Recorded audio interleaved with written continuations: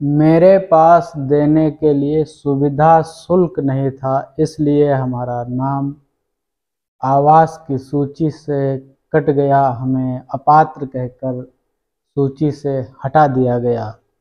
यह किसी एक व्यक्ति का दर्द नहीं है, बल्कि बहुत सारे लोगों का इस तरह का दर्द है।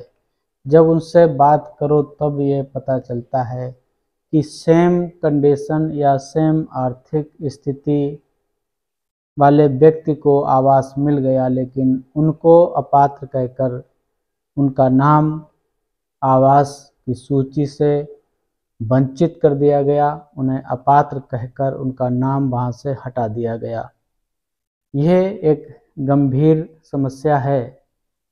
गांव के व्यक्ति हैं, पढ़े लिखे ज़्यादा नहीं हैं, और पढ़े लिखे हैं भी तो भी कुछ मजबूरियां हैं कि आखिर वो जाएं तो जाएं कहाँ, क्योंकि सारा सिस्टम एक धागे में पिरोया गया है।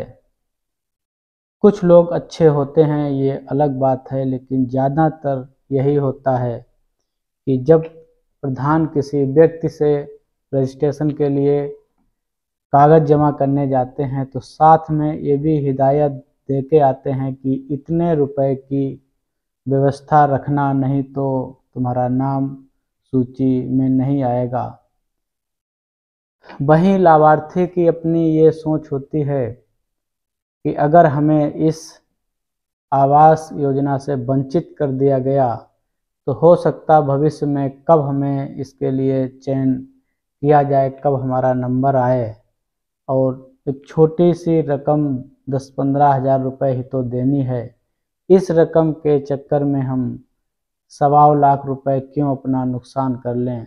तो इस बात को भी सोच के काफ़ी लोग पैसा दे देते हैं, जबकि हम लोग गांव में जाते रहते हैं, बातचीत लोगों से करते रहते हैं कि वो किसी को पैसा ना दें, लेकिन ग्राम प्रधान के बिना काम कुछ होता नहीं है। जो वहाँ के सचिव होते हैं या जो भी लोग होते हैं, जो भी कागज़ मांगेंगे, जो भी सूचना मांगेंगे, वो सारी सूचनाएं प्रधान के माध्यम से ही इकट्ठी होकर आती हैं। अगर सूचना का सही कलेक्शन नहीं हुआ, सूचना सही उपलब्ध नहीं कराई गई, तो बहुत कुछ गलत भी हो जाता है। काफ़ी लोग कभी कभी राजनीति के भेदभाव की वजह से, या कभी पैसे की वजह से, या कभी व्यक्तिगत कुछ ईर्ष्या की वजह से भी काफ़ी जो पात्र लोग होते हैं वो वंचित कर दिए जाते हैं। तो ऐसे में जब भी विचार करता हूँ कि क्या किया जाए, आपकी क्या राय है, हमें टिप्पणी में बता सकते हैं कि जहाँ पे इस तरह का हो रहा है उनके लिए समाधान क्या हो सकता है। क्योंकि जो सचिव होते हैं वो इतने व्यस्त होते हैं कि वो सारा सर्वे वाली सारी सूचनाएं बिल्कुल निष्पक्ष होकर इकट्ठी नहीं कर पाते हैं। कहीं न कहीं वो प्रधान का या ग्राम रोजगार सेवक का सहारा लेते हैं। जैसे ही उन्होंने सहारा लेना शुरू किया, गड़बड़ियाँ शुरू हो जाती हैं, और प्रधान कभी-कभी जानबूझकर ऐसे लोगों के नाम नहीं देता है कि जिनसे कुछ मिलने की उम्मीद नहीं होती है, या उनका कोई व्यक्तिगत उनसे कोई मनमुटाव होता है, या राजनीतिक द्वेष होता है, जिसकी वजह से काफ़ी लोगों के नाम पात्रता सूची में शामिल नहीं हो पाए और नहीं हो पाते हैं। तो ये एक बड़ी अजीब स्थिति है, इससे कैसे निपटा जाए, सोचना थोड़ा अजीब सा लगता है कि क्यों ऐसा नहीं हो सकता कि हम निष्पक्ष होकर किसी के हित में, किसी के लिए कार्य करें। सरकार की जो मंशा है उस मंशा के अनुरूप कार्य करें। कभी कभी इस बहाने से कई लोगों के आवास काट दिए जाते कि उनके पास केसीसी बना हुआ है, जबकि व्यक्ति कभी कभी अपनी बहुत मजबूरी में उसके पास जो भी 1-2 बीघा खेत होता है उसकी केसीसी बनवा ही लेता है अपनी ज़रूरत के लिए।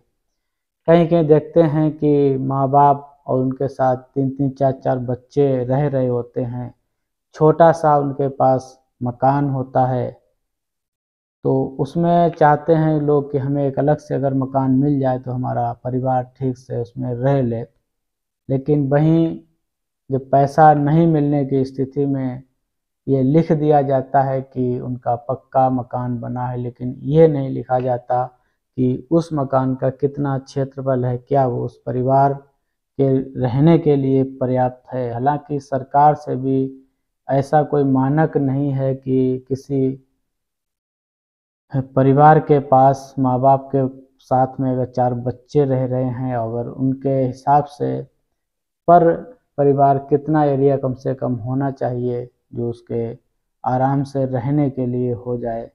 तो आप भी हमें इस बारे में टिप्पणी कर सकते हैं, बता सकते हैं कि क्या किया जा सकता जो इस तरह की जो परिस्थितियां हैं वो बदलें, क्योंकि सारे सिस्टम में पैसे के बगैर कहीं कुछ होता नहीं है, और होता भी है तो एक कड़ी अगर ठीक से काम कर भी रही है तो दूसरी कड़ी उसका साथ छोड़ देती है और पूरा चैन सिस्टम बिखर जाता है। तो आप हमें बता सकते हैं, साथ ही हमें हमारे चैनल को सब्सक्राइब कर लीजिए और हमें सुनने के लिए हमारी योजनाएं जो आपके लिए मैं लेकर आता हूं उनको आप तक पहुंचने के लिए सब्सक्राइब करना आपको बहुत ज़रूरी है। तो बताइएगा कि ये बात से आप कहाँ तक सहमत हैं कि जो भी पात्र व्यक्ति हैं उनको कैसे ईमानदारी से आवास का लाभ दिया जा सके, कैसे उन तक उनकी योजना पहुँचे।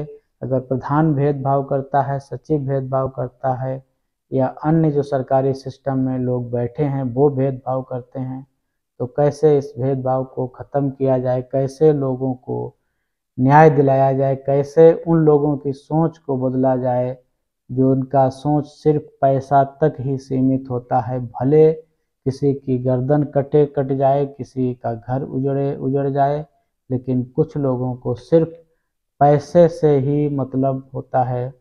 उन्हें किसी की गरीबी नहीं दिखती, उन्हें किसी की परेशानियां नहीं दिखती, उन्हें किसी की मजबूरियां नहीं दिखती। कई बार ऐसा होता है कि लोग रिश्वत देने के चक्कर में अपने घर में जानवर बेच लेते हैं, खेती गिरवी रख देते हैं, जो उनकी औरतों के पास, उनकी पत्नी के पास जो गहने होते हैं लोग वो तक बेच देते हैं आवास लेने के लिए, उसके एवज में सुविधा शुल्क देने के लिए। तो आप अपनी राय रखिएगा हमारे वीडियो में और हमारे चैनल को सब्सक्राइब ज़रूर कर लीजिएगा।